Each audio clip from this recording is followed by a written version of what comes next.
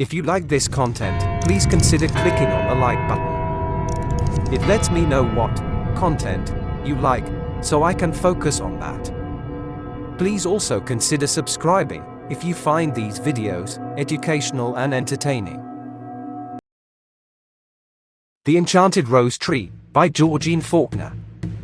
June 24, 1917. Once upon a time there lived, in Rome, a rich merchant, who had a daughter whom he loved more than anything in all the world.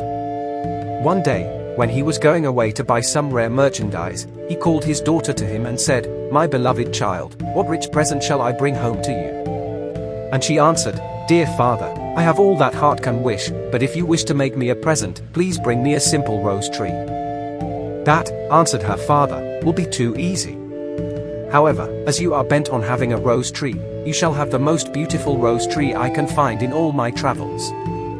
In all of his journeys, however, he found no rose tree which he thought was perfect enough for his daughter, and when he returned he said, "I failed to find the rose tree, daughter, but I shall never give up the search." And he never did, for one day soon after, as he was walking outside the walls of the city, he came to a garden which he had never seen before, and it was filled with all manner of beautiful flowers. The gate stood open, and so the merchant went right through the big stone gateway, and entered the beautiful garden. He had never seen such a profusion of beautiful flowers. In the center of the garden, a fountain splashed and sparkled in the sunlight, while overhead, in the branches, the birds sang their sweet songs of love. The merchant wandered on and on until he was tired and hungry, and suddenly he saw, at one end of the garden, a casino, and the door was wide open. He went in and, to his surprise, saw a table set with the choicest of dishes, and, although he could see no one, a kind voice invited him to sit down and enjoy himself, and eat and drink all that he desired. So he sat down to the banquet and enjoyed everything, and, after he had had all he wished to eat and drink, he wandered about through the garden, looking for the perfect rose tree. As the banquet was free, he said to himself, "Why, I suppose the roses will be free also." So he selected what seemed to him the most beautiful rose tree he had ever seen. It truly was a marvelous rose tree, for, while the petals of the roses were of deep red, inside was all shining gold, and the leaves, too, were overlaid with shining gold. Then the merchant proceeded to root up this rose bush. Just as he did so, a peal of thunder was heard and, with a noise, like the rushing of winds and waters, a hideous monster suddenly appeared before him. "How dare you root up my rose bushes?" said the monster. "Was it not enough to enjoy my garden, and to be fed at my table? I gave you the best of my hospitality, and then you abuse it by robbing me of my flowers, which are as my very life to me. Now you must die." "I know I am in the wrong," said the merchant humbly. "It was your very generous and free hospitality that made me bold enough to take your rose tree, and I do not wonder that you are justly angry with me. But do pray pardon my offense. I desired the rose bush for the sake of my daughter. I had promised to bring her the most beautiful rose tree I could find, and when I saw this one I thought only of pleasing her." "Your daughter?" questioned the monster. "Well, if you have a beautiful daughter, who desires a perfect rose tree, I will forgive you, but only on one condition, that you bring her here within 3 days."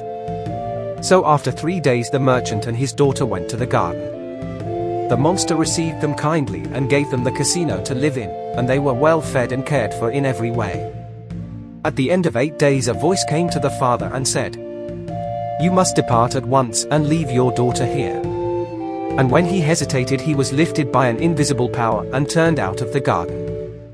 The monster came often and talked to the daughter, and although he looked very hideous, he was always so kind and gentle to her that she began to like him. But in spite of all his kindness to her, she began to feel lonely and she longed to see her father and her friends, and she became so sad that one day the monster noticed it and he said, "What troubles you, my fair one? Are you not happy in this garden?" And she answered, "You are very good to me, but I would like to go home and see my family."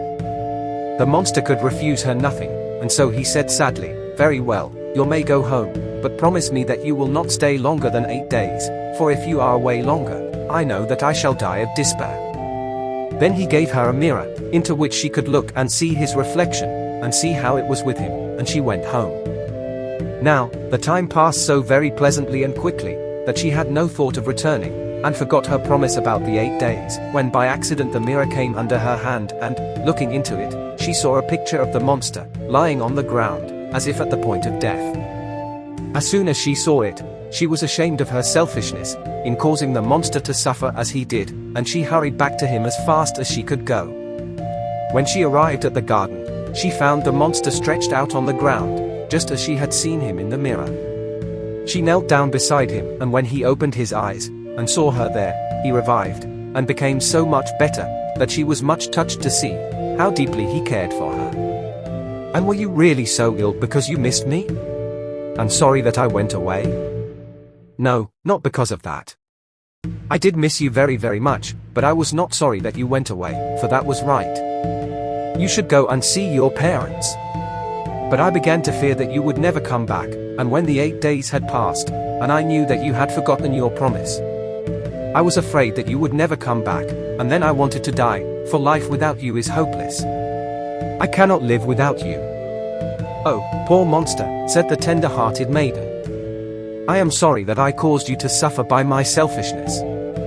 I was so happy at my own home that I forgot my promise to return to you, but now that I am here, I will try to make you happy. What can I do to show you that I am sorry? If you would only promise to marry me, and live here with me always, I would always be happy, said the monster. But this is too much to ask of you, and so I shall be obliged to let you go back to your parents, and I will die in peace. You shall not die, you good kind monster, said the maiden, as she put her arms about him, and tried to lift his head from the ground. Indeed, you shall not die, for I love you, and I will marry you whenever you say.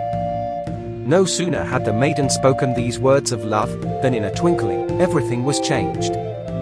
The monster became a handsome prince. The casino was a palace, and the garden became a flourishing city. The maiden could not understand this great change, and she called out, "Where is my poor monster, who loves me so dearly?" And the prince, clasping her in his strong arms, said, "I am your monster, and for many years I have been a monster as you have seen me. I was transformed by a wicked witch, and she changed my royal city into a magic garden. And she said that all my life I should go to bed a monster, until some fair maiden, of her own free will, should love me, and promise to marry me in spite of my ugly form. I have waited all these years, and now with your love you have redeemed me." Then the prince sent for the parents of the beautiful maiden, and they had a wonderful wedding, and the prince and princess lived happily ever after.